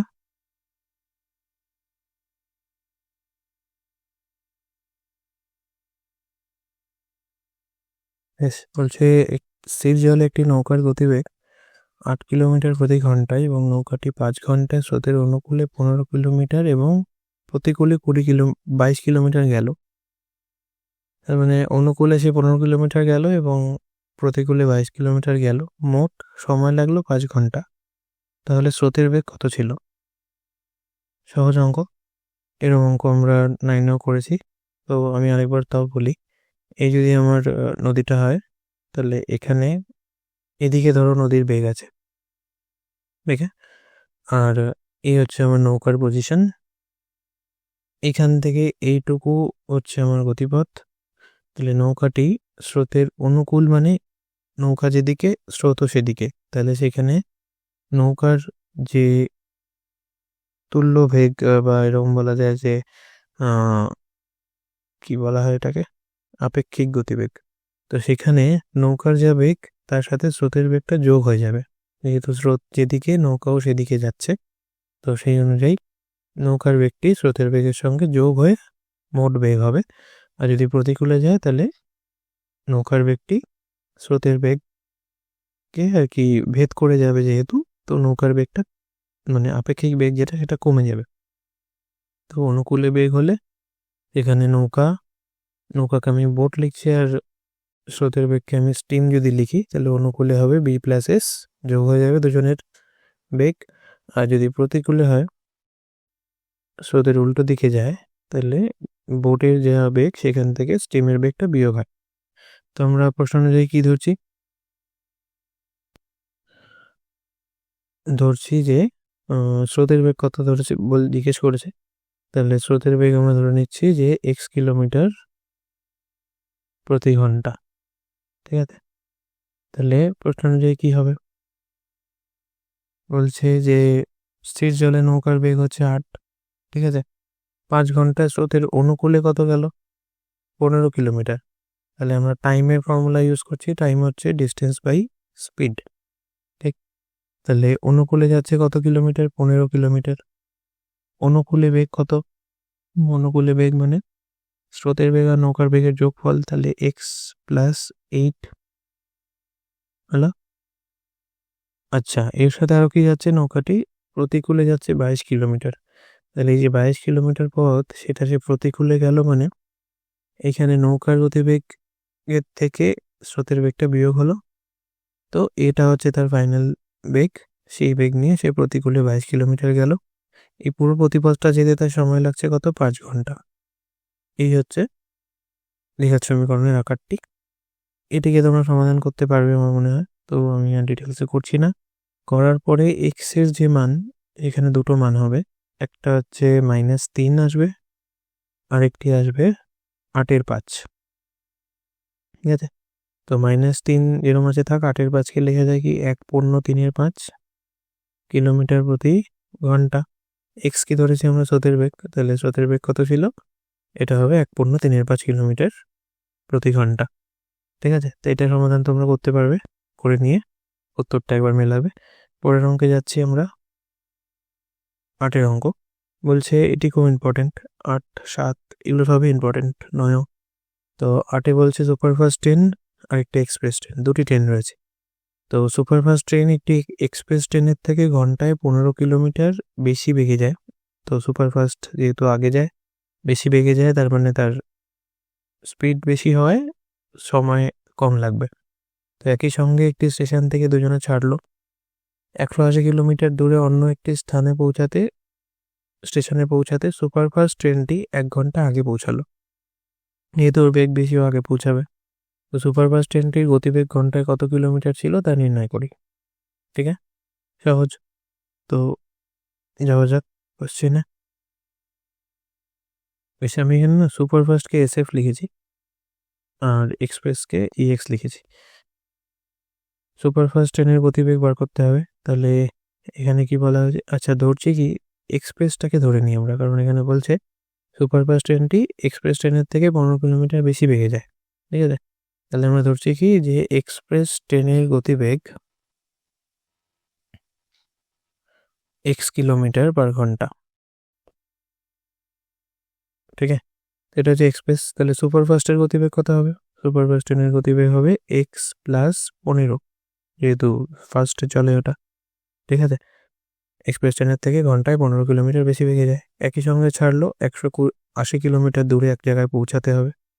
ঠিক আছে, তাহলে এখানেও টাইমের ফর্মুলা ডিস্টেন্স বাই স্পিড। সুতরাং প্রশ্নানুযায়ী ডিস্টেন্স হচ্ছে 180 কিলোমিটার। যদি আমি এক্সপ্রেসে যাই সময় লাগবে 180 বাই স্পিড, যদি আমি সুপারফাস্টে যাই সময় লাগবে 180 বাই স্পিড। সুপারফাস্টে কম সময় লাগবে, কতটা কম সময় লাগবে, 1 ঘন্টা, এতটাই সোজা। ঠিক আছে, তাহলে এখান থেকে এটাকে সমাধান তোমরা করতে পারবে।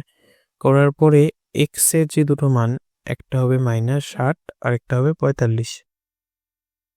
ঠিক আছে, তো এই দুটোকে সমাধান করলে এই দুটো উত্তর বেরোবে, -60 আর 45।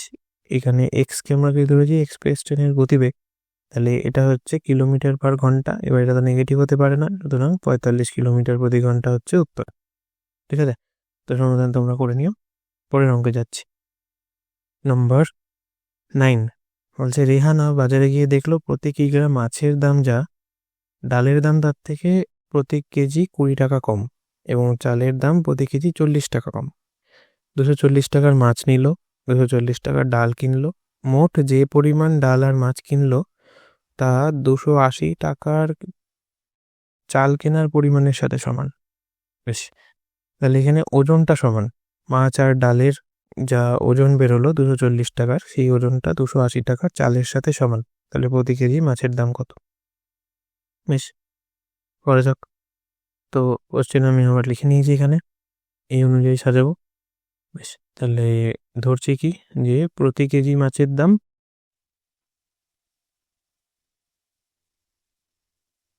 x টাকা, ঠিক আছে। তাহলে প্রতি কেজি ডালের দাম কত? দেখো বলছে ডালের দাম তার থেকে প্রতি কেজি 20 টাকা কম, তাহলে x - 20। আর প্রতি কেজি চালের দাম কত? প্রতি কেজিতে 40 টাকা কম, তাহলে x - 40। এবার প্রশ্ন অনুযায়ী কি বলা হচ্ছে যে রেহানা 240 টাকার মাছ কিনলো, তাহলে 240 টাকা যদি x টাকায় 1 কেজি হয়, 240 টাকায় কত হবে? 240/x KG. প্লাস 240 টাকা সে ডালও কিনলো, তাহলে 240 টাকার ডাল, মানে ডালের ওজন হবে x - 20, 240/x - 20। তো এই গেল ডাল। এই পুরো পরিমাণটা 280 টাকায় কেনা চালের সাথে সমান, তাহলে 280/x - 40। এই হচ্ছে সমীকরণ। এটাকে সমাধান করলে দুটো উত্তর বেরোবে। একটা x এর মান বেরোবে 12 আর একটা মান বেরোবে 80। এখান থেকে 12টা হবে না, তার কারণ হচ্ছে মাছের দাম যদি 12 হয় তাহলে ডাল তো 12 - 20 হয়ে নেগেটিভ হয়ে যাবে। তাহলে আসল উত্তরটা হবে 80 টাকা প্রতি কেজি দামে সে মাছ কিনেছিল, ঠিক আছে। তো এই গেল আমাদের পুরো কোষে দেখি 1.4 এর সলিউশন, ঠিক আছে। নেক্সট ভিডিওতে আমরা 1.5 করব। Thank you.